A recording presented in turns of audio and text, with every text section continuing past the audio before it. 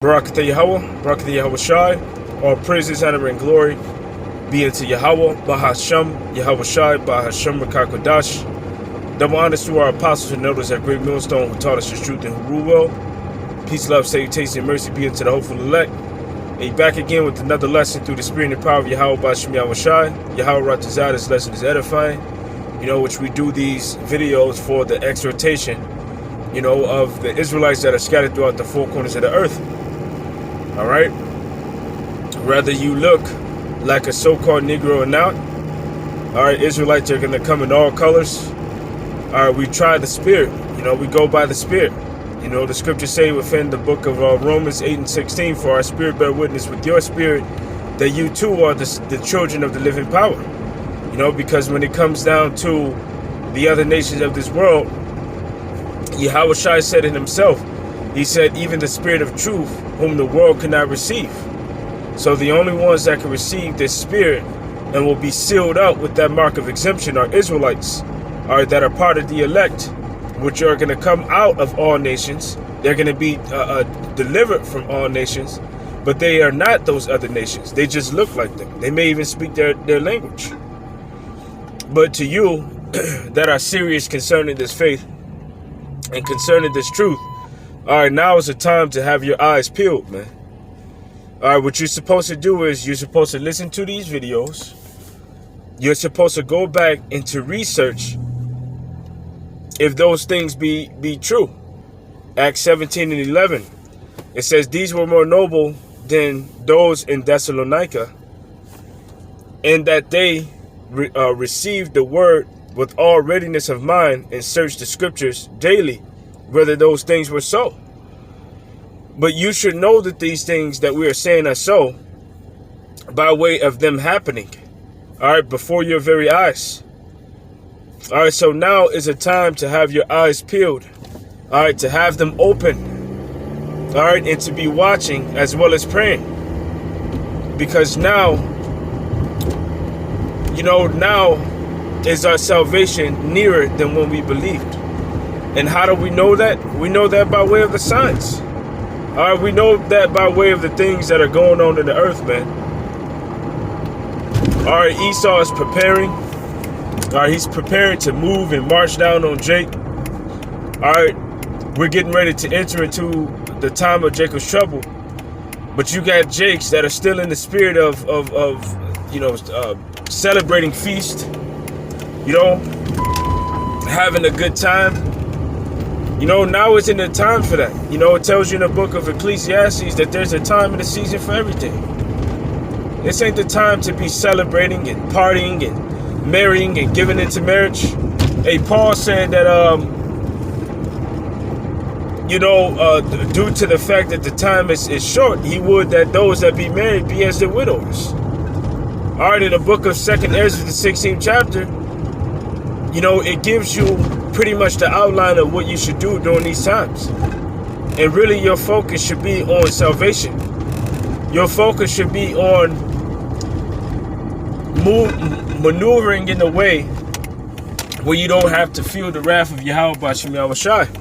Because that's what's getting ready to come upon this place, the wrath of our power, man. So this is Romans, the 13th chapter, verse 11. It says, in that knowing that the time, and knowing the time. All right, Ecclesiastes, the 8th chapter, in verse 5, says that a wise man knoweth both time and judgment. All right, now is the time of judgment. And how do we know that? You can see it. You see the uproars of the people. All right, you see the riots. You see the protesting. You see the military being called in. All right, you see them prepping for another lockdown. All right, you see them putting together their narrative on Jake, saying that Jake carries the coronavirus, saying that testing, Salaki, not testing, but vaccinations must begin at them. And that they're going to enforce those vaccinations by way of the military. So when you resist and you don't want to receive that vaccine in which you should resist, they're going to move on you with a military force. They're going to come in like a flood.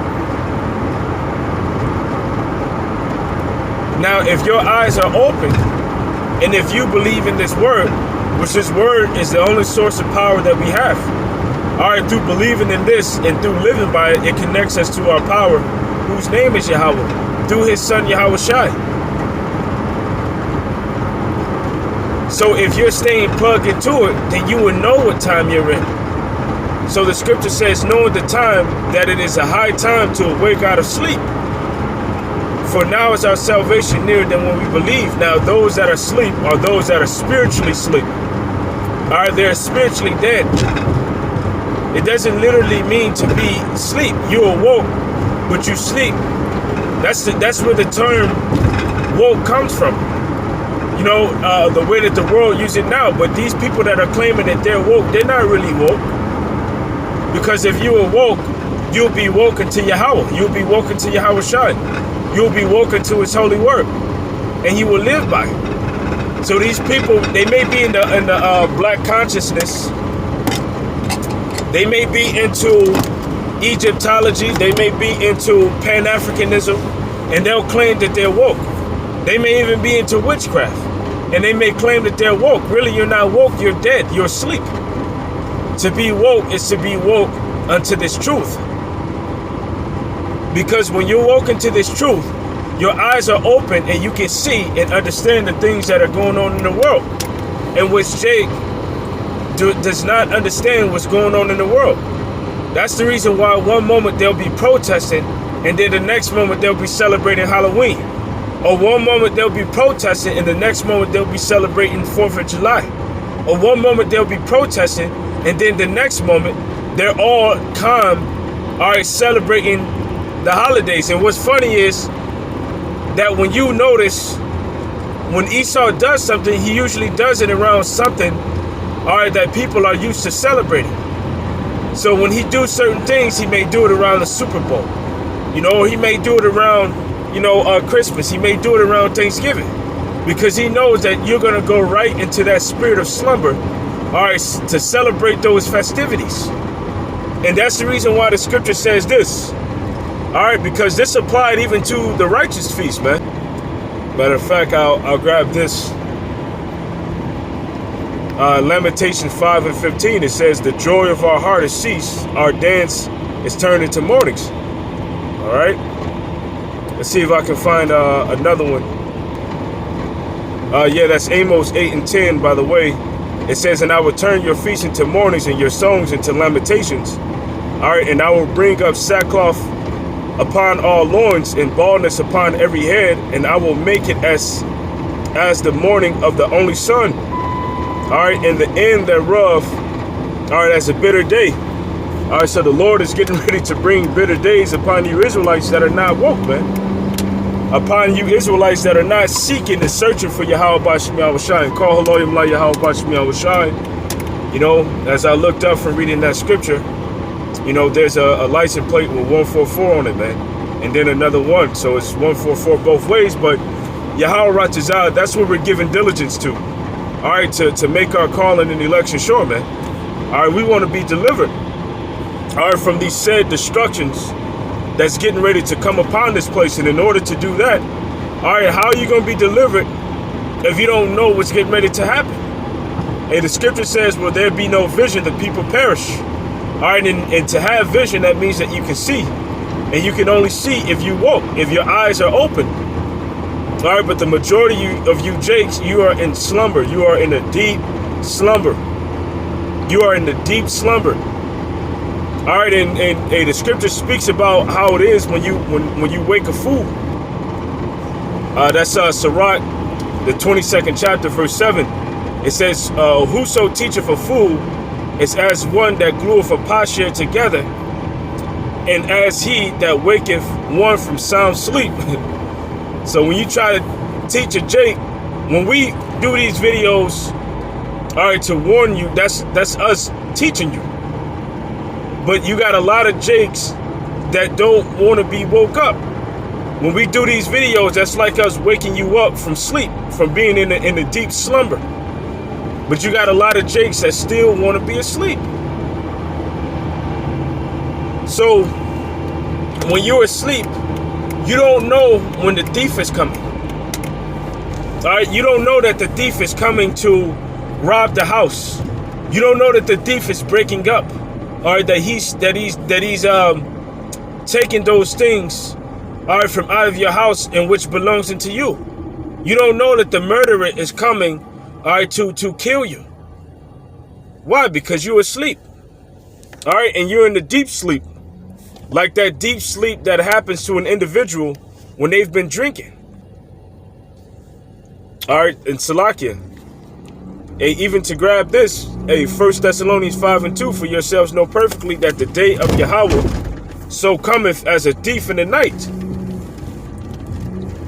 And when the thief comes, a thief catches you off guard. All right, he doesn't come when he knows that you're alert. Why? Because that hinders his plot, that hinders his plans. All right, but he's gonna come when he catches you off guard when you're vulnerable. So that's how Esau's coming. But Yahawashi is coming the same exact way. This is Matthew 24:43. It says, but know this, that the good man of the house, all right, had known what watch the thief would come, all right, he would have watched and would have not suffered his house to be broken up. Therefore be ye also ready, for in such an hour as ye thinketh not, the Son of Man cometh. So two things: you don't want to get caught up in the snares that's coming upon the world, or the hell that's coming upon the world, and you also don't want to miss your opportunity to be on the chariot. So it's time for you jakes to wake the hell up. All right, and if you don't wake the hell up, then guess what? You're going to be destroyed, man. You're going to be destroyed. You know, so with that, I truly hope that this lesson was edifying. Until the next time, Shalom.